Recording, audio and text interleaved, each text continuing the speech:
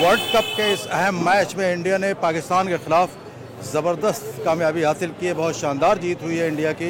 Match से पहले ये कहा जा रहा था कि ये बड़ा ज़बरदस्त मुकाबला होगा, बड़े स्कोर का मैच होगा, लेकिन मैच बहुत ही वन साइडेड साबित हुआ और पाकिस्तान की टीम 191 पे सिमट गई, जो कोई भी उम्मीद नहीं कर रहा था। ये बताइए कि वहाँ पे जब लोग सब ये कह रहे थे कि बड़े स्कोर का मैच होगा, बड़ा टफ होगा, तो जब वो रिजवान और बाबर खेले थे 150 रन थे, 2 के बिना आउट हुए, तो लग ही रहा था 350 तक तो आराम से चला जाएगा। फिर उसकी आगे 30 रन में सारे ऑल आउट। इतना आसान होगा जब आप गई थी अंदर? नहीं, बिल्कुल नहीं, बिल्कुल नहीं। बाबर और रिजवान से डर था। उनकी फर्स्ट पार्टनरशिप, सेकंड पार्टनरशिप के बाद इंडिया ने जो कमबैक किया है वो बेस्ट किया।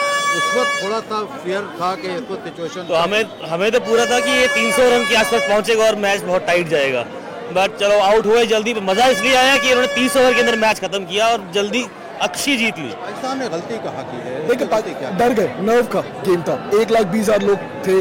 बाबर और रिजवान ने बहुत टाइम लिया। वहाँ पे अच्छी बॉलों को भी उन्होंने क्या बोलते रोका है। वहाँ पे अगर 2-4 शॉट लगाते, इंडिया प्रेशर में आता, उन्होंने कभी भी क्या बोलते अटैक नहीं किया। आपको अटैक करना पड़ेगा। Attacking is the best way of defence.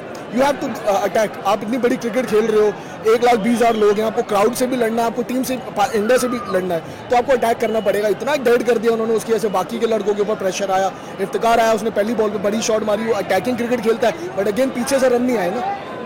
Pakistan को इस शिकस्त के बाद अपनी स्ट्रेटजी पर गौर करना पड़ेगा।